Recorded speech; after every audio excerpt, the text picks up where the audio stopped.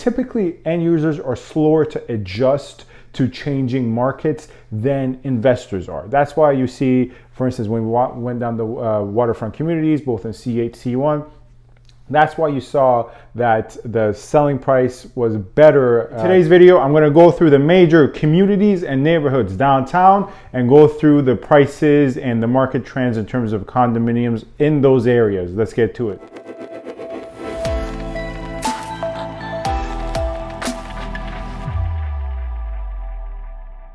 Sam from SaberiSixRealEstate and Remax Realtron Realty. As always, you can find my contact information in the description box with regards to my Gmail, my office, and my Instagram. Feel free to get in touch with me with any questions you have regarding Toronto real estate or the real estate market at large. Furthermore, if you enjoy my videos and you find them informative or entertaining for the right or wrong reasons, feel free to subscribe, like this video, and comment. Your support would be much appreciated in that regard. However, as I always say, feel free to dislike this video if you actually don't like it, or feel free to unsubscribe. As I said earlier on in the intro, I'm going to run down the major neighborhoods and communities in downtown Toronto and break down the condo numbers per neighborhood and community. What do I mean by that? So average sold price, average asking price, how many days on market, and really break down those numbers with regards to the specifics of that neighborhood insofar as I know them through my profession as a professional realtor. Couple of things up front. These numbers are the numbers I derived from December 1st to January 11th. This is being recorded January 11th.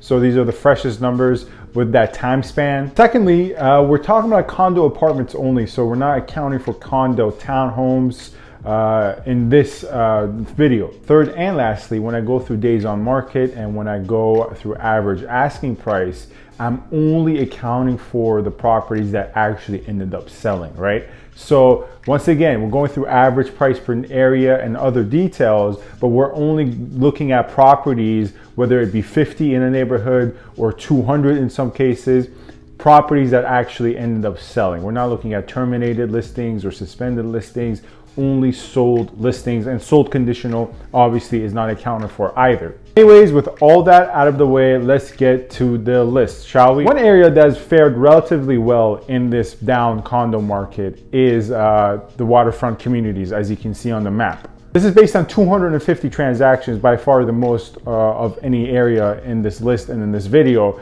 And naturally, it's going to be the most because this area is the most condo dense area as well. So in any type of market, a cold, moderate, hot condo market, you're naturally going to have the most transaction in this area because there's more inventory to be had at any point in given time.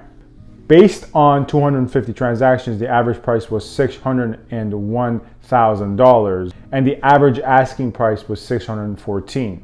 Furthermore, days on market, the average number of days wherein the listing was on the market before it sold officially was 35 days. Now, 35 days when you compare it to hotter times is a bad number, but in today's condo market, which in most areas is down to some areas where it's moderate, it's actually a pretty decent number. Given the fact that on average, the sold price was 99% of the asking price. So in figures, once again, we discussed $601,000 was the average sold price. The average asking price was $615,000. And also in conjunction with the fact that the average days on market was 35, which for today's market is pretty good, we can actually surmise that the sellers have priced their properties well in this area, which is in sharp contrast to when I was looking in November and October with different clients. Now, once again, I am looking with many clients downtown and there's a lot to work. And there's a lot to work with in terms of price. In some occasions, you can knock it down $25,000, $30,000. However, relative to all the other areas we're going to discuss in today's video, in this area, we can derive that the sellers are well adjusted to the market and are pricing their properties, once again, within reason, but nonetheless, pricing the properties relatively fairly so. Next up, a neighborhood that has not fared as well, namely the Bay Street corridor. Now, if you look at the Bay Street corridor, how it's designated with its borders on a map, it's vertically so. So it goes from Bloor to Wellington, which in my opinion is a very weird designation. For that reason, since it spans from Bloor to Wellington, it actually picks up a little bits and pieces of areas that are not that different because at the end of the day, it's downtown Toronto. There's a sense where everything is homogenous. But there are exclusive differences to different areas in terms of property types and property age and builders and such.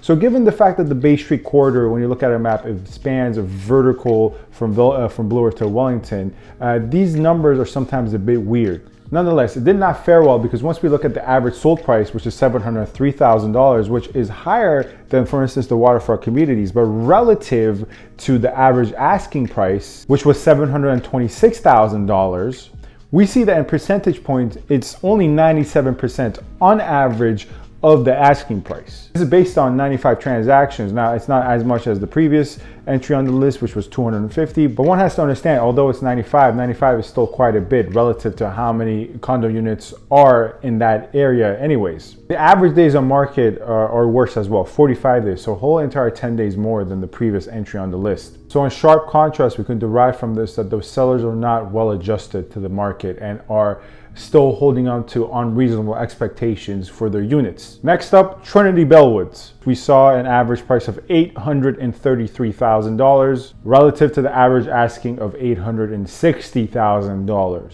Now, based on the average price, this is actually the most expensive area downtown for condos, but this more has to do with the limited number of units available, and I believe the bigger units here are driving up the average, and the numbers can be a little misleading. Trinity Bellwoods is not a condo-rich area relative to other areas downtown. It's mostly known for the detached, semi-detached freehold properties there, and it's a wonderful area, many parks, and it's a very much so as much as a suburb feel you can actually achieve downtown, but nonetheless, it kind of gets there almost. And if you're familiar with the area, there are strict ordinance in terms of construction. A lot of condominium projects in this area and surrounding areas tend to be, for instance, mid to low rises. Now we have the curious case of Little Portugal, which the reason I say curious case is first and foremost, let's go through the numbers.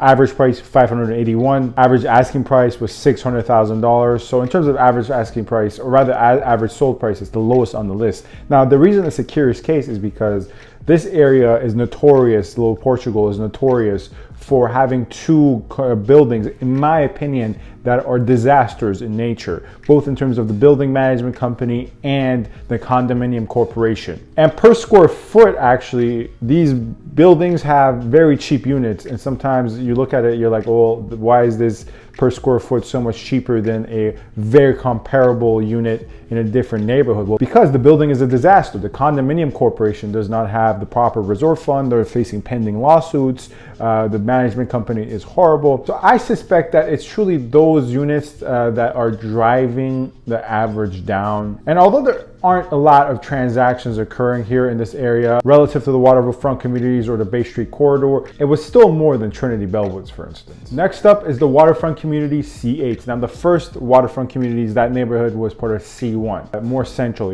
towards Yonge, Bathurst, even Spadina. Here, we're going a little bit east. So for instance, the Esplanade, that's one of the famous streets in this neighborhood. The average sold price was around $731,000.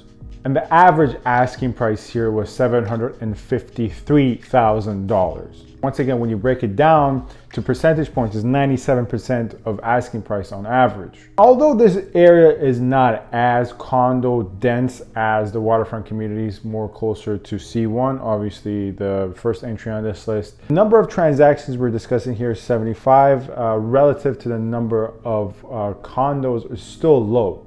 So what we actually are seeing is that closer to the central areas of the waterfront, sellers are becoming well adjusted faster than further east as we're going. But we're only really merely talking about a matter of blocks. It's not like we're comparing Scarborough to downtown. This is still downtown. This is still not even close to Scarborough. Next up, the Church Yonge corridor, which much like the Bay Street corridor, as you can see on the map, is very vertical in nature. Here, the average selling price was around $653,000 and the average asking price was $680,000. Now, once we look at the days on market, it's actually second worst, right? The worst was the Bay Street corridor, and here we see the second worst. at 41 days on average. Is it a coincidence that the two neighborhoods in downtown Toronto that are faring the worst are next to each other and more central? No, not at all. This is my theory as a professional real estate agent.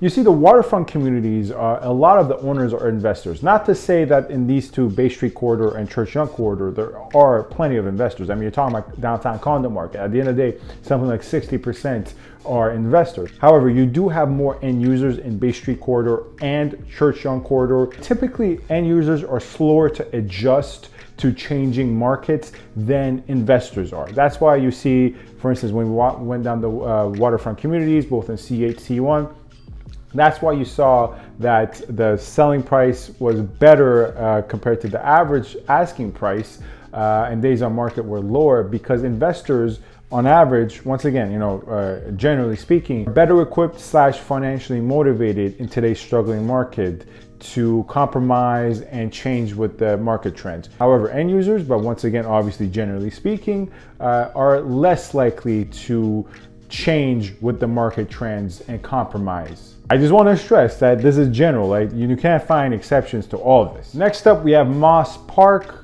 with the average selling price of $647,000 and the average asking price of $670,000. And lastly, we look at Niagara region, which is western end of downtown Toronto, but by the waterfront nonetheless, southern tip, with the average selling price of $653,000 relative to the average asking price of $666,000. Now, something about the Niagara region is that it's a very hit and miss area for condos. Some of the buildings are very poorly built. Some of the buildings are actually very well built, and you have very few in between. And one thing I want to bring your attention to is that the average average selling price relative to the average asking price shows us that, once again, in this area, sellers are well adjusted. But this wasn't the case about 3 months ago. I was looking in this area around October, November, with a client of mine. Back then, they were very unreasonable in terms of the price they expected, sellers,